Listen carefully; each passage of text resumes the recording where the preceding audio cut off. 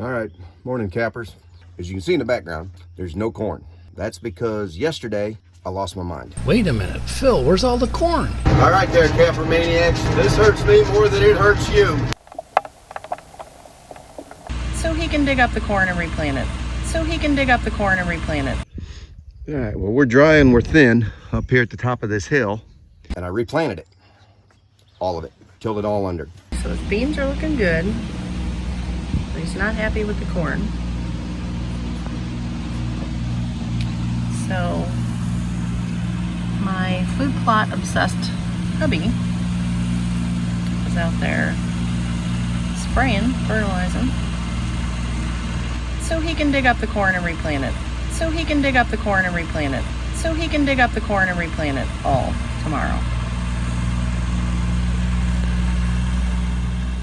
What? Wait a minute, Phil, where's all the corn? You were just fertilizing it like yesterday. So a lot of this is at D4, so it's ready to spray. But as you can see, this is close to the edge, and the squirrels are just killing me. I had not anticipated that this year. Here we got a little issue. The damn squirrels are coming in. They're trying to eat that kernel that's still hanging on. They eat it off, they pull it up, and I'm not sure if that's gonna live or not, but we'll see if it'll still survive without that kernel. Not real happy with the squirrels. Or the rabbits, or the crows, or the woodchucks, or the deer, or the raccoons. Stay tuned, because when I do my food plot update, it's going to be similar to this one. All right there, capper maniacs. This hurts me more than it hurts you. Made the decision. I'm tilling up the corn.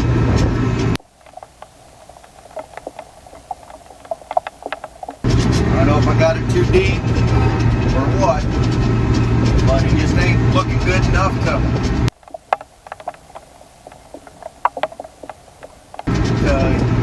do what we wanted to do for deer season. So we are gonna tear it up. We're gonna replant it today. It's June 5th. We've got rain coming tomorrow. And so we're gonna hit it, get it. We've sprayed the beans. Kind of wanted to get them before we did this. The weeds are starting to grow. I didn't want to get behind on that either. So we're gonna tear this up today. Maybe we'll get you some better video. I know the sun looks like it's shining on there. It's not getting very good video, but we're just gonna put a light till on it so we can drop that planter down.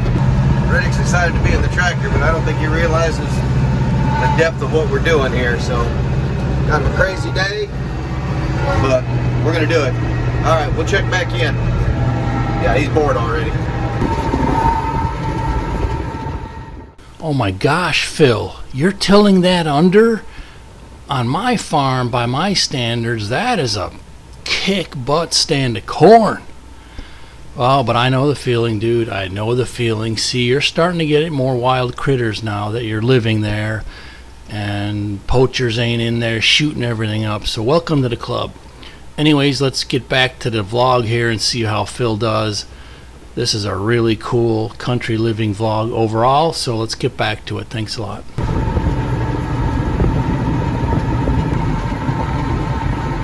All right, morning cappers. So as you can see in the background, today is June 6th. Well, you can't see that it's June 6th in the background, but as you can see in the background, there's no corn.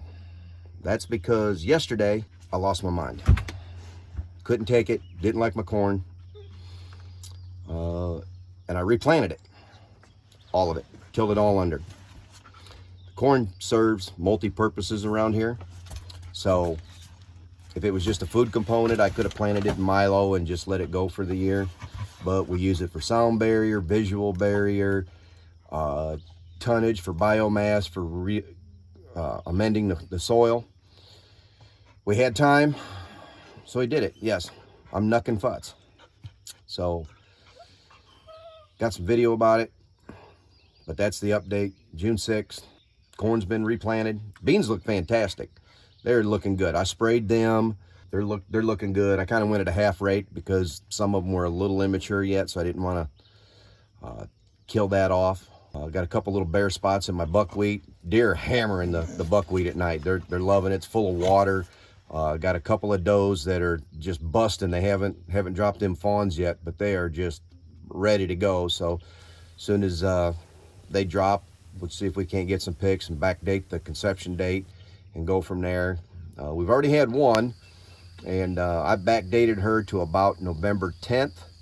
And about 4 miles down the road, a buddy of mine's got pictures, and we backdated those, and we're talking like October 27th. So that the breeding season, we'll stop calling it the rut, because the rut, I think, was just a bad term and everybody kind of drug into it. The breeding season lasts from the end of October, long time.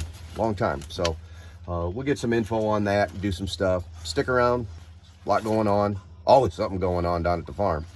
So if you haven't yet, hit that like and subscribe button. We'll see you later. Yeah, what do you think, bub? Yeah, unimpressed with me today. Phil and Riddick replanting the corn. All right, so we got some buckwheat we're going to overseed. You can see it's looking pretty good. A lot of it's, I mean, it's just depends on when it germinated. That's what the difference is. The soil's all about the same here, but we got some bare spots. Heck, we even still got some that hasn't germinated. Just didn't get wet enough to get the seed to soil contact. But I don't want to come back in here and try to hit it with to scratch it or anything. We're just going to let Mother Nature run her course. But we're going to go ahead and throw some in there. It's looking pretty good. So we'll get some in there and see what we can do. Saddle up. Saddle up. Come on. Ready to go. So as you can see, clover has seeded out. So I can come back and clip this now and then let that seed fall to the ground and germinate. So it'll just keep filling it in until we turn this under for the fall plot. The does have been hitting this pretty hard lately. So, but I'm going to trim it down and let it reseed. Corn's a little thin. Corn's a little thin. Corn's a little thin. But we'll see. Inconsistent planting depth. Some of them are still popping, but most of it's at that V4 and starting V5, and some of it's just coming out of the ground. So you can see how good that buckwheat looks back there where the soil's amended. It's a little thin here. We're going to spot some more in, see what we can do. But you got to amend this soil, and it doesn't happen overnight. It ain't going to happen in a year. It ain't going to happen in 2 years. You know, you're talking 3 to 5 years to get your soil where you can really get things growing good and well, and it'll help with the attractiveness to the deer too, because they don't want to eat, you know, if you got a banana that looks like it's been sitting in the bowl too long, or a nice fresh one, which one are you going to eat? So them deer know. They know what's good, they know what's not. So that's why we go through the effort. Effort equals results. We just keep plugging away at it and do everything we can, because you never know when it's going to be your last deer season. So not going to be a Cub fan and always say, well, maybe next year. Every year is the year. And I could not agree with that in stronger terms. Life is short, people, so get out there and get after some of your dreams and make something happen. Thanks a lot. So that corn's looking a lot better. Beans got a little bit of weeds in them. We're ready. We're really just about ready to spray. I don't like to feed before I weed. I don't like feeding those weeds and then just having that fertilizer hung up above the ground till next year. But this corn's looking pretty good right in here, so a little less squirrel damage, I think.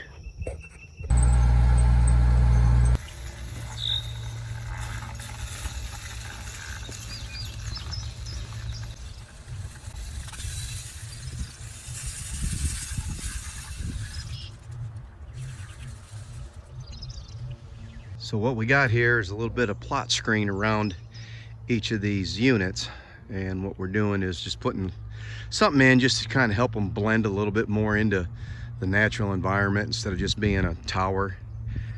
I feel some deer get educated. I'd have liked to bury this one back up in against a tree, but I wanted it right there really bad. I did. So That's where she landed. So hopefully a little bit. The rest of them are tucked in pretty good into with some natural foliage. This is the only one that kind of stands out all on its own. Obviously we're gonna need to trim that blind out, but we're trying to tuck it up into this cedar tree.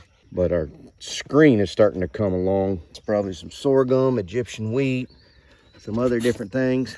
Fertilizer on it here, maybe even today before the rain comes in tonight, and see if we can't give it a jump start. All right, here's another batch of plot screen. It's starting to come in. I need to get a little bit of fertilizer in it, get it shooting up here before this next rain. Been seeing a doe with her twin fawns in it, so I don't want to spend too much time here, but we this is the opposite far end of that plot we expanded. The buckwheat's coming in pretty good. Again, we need a little bit of rain. Definitely better over here where it was the existing plot, although we kind of tore this up pretty bad kind of during the construction of this expansion. And I'm really excited about this plot. It's going to take 2 or 3 years to get it completely in line to where I want it. We have that log back in there so you can see some sunshine, so starting to thicken up pretty good after the logging now, so should be good bedding cover. All right, well, we're dry and we're thin up here at the top of this hill. You can see it kind of looks a little better down towards the bottoms. There's that other end where we got the plot screen. Used to be food plot, but it's thin and it's dry. I watched the ag reports. USDA says we're in a dry conditions. We're not drought yet, but we're in dry conditions. This buckwheat's having a little trouble taking off without some water. I mean, there's a lot of moisture in it, so it needs a lot of moisture to do that. I'm gonna try to get some more buckwheat. If I can't get it pretty quick, I think I'll just throw some Milo in it just for biomass, even though Milo's like corn. It's gonna suck a lot of nitrogen out of the ground, and I'll have to put extra nitrogen in for the fall plot because there just won't be much in there. So we're hoping that today will be our last day. We got maybe another 4 hours or so on this deal. We've cleared out half of this. All right, it's June 1st. So we're gonna do some checking in on our food plots, see what needs to get done. Planting season's pretty much done. So now we're down to getting into just regular farm chores and deer chores and everything else. Last year I went a little heavy on my turnips and big leaf plants that I put in my fall mix, and it kind of drowned out my clover a little bit. And I got pretty decent clover. That yellow stuff is wild mustard popping up, and there's some good clover in here, but we had some from construction of the bigger plot, dragging machines through. Got a little bare spot. We might throw a little bit of clover or something, anything, just to cover up that bare spot. I'm gonna go ahead and clip this off and another plot, go from there. I only like to clip them about once a year. Fawns are starting to drop. I don't like cutting it, but I'm gonna cut this one high just because of the weed competition, and then stand back. Plenty of cover back in the woods for the fawns. We don't do any kind of like a switchgrass area or anything like there is at Kapper's for bedding.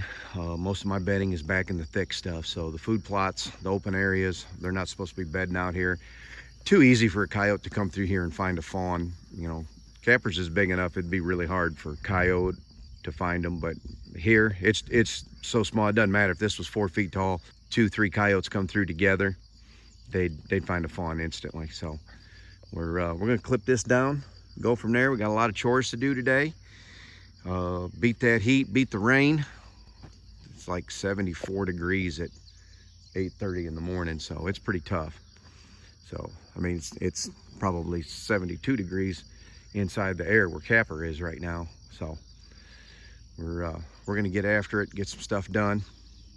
Stay along, hit that like and subscribe button, folks. You don't want to miss out.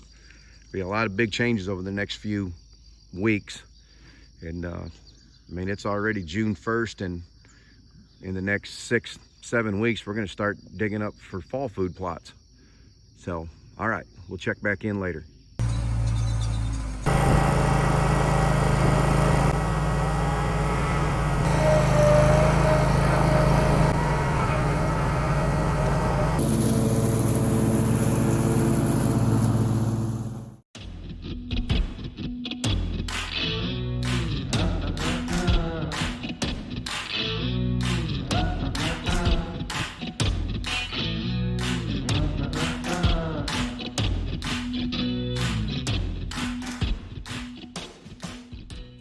So here's that plot we just mowed down, tried to mow the weeds out.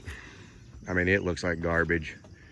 I might think about getting a little more buckwheat. I don't have enough to do it, but I might get a little more buckwheat and till it under, and there's still plenty of time to get some buckwheat in here for the summer, just to try to help put some nitrogen in. But I'm gonna wait and see. I mean, there's still some clover in there. I might just let it go and see what happens. Maybe try something a little different than the high brassica mix, which requires a lot of nitrogen. I might try something a little bit different. So we'll find out. Just an update. But if you wanted one that looked like garbage, this is it. But that's kind of what I expected. All right, so that's the end of the update here.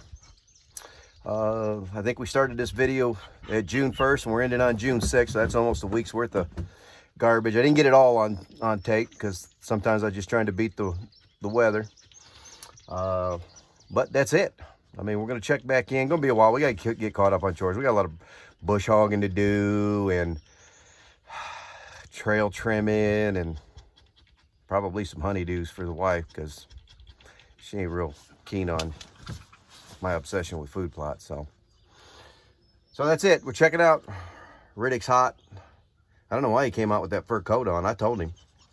All right, y'all. Peace out. Be kind to one another.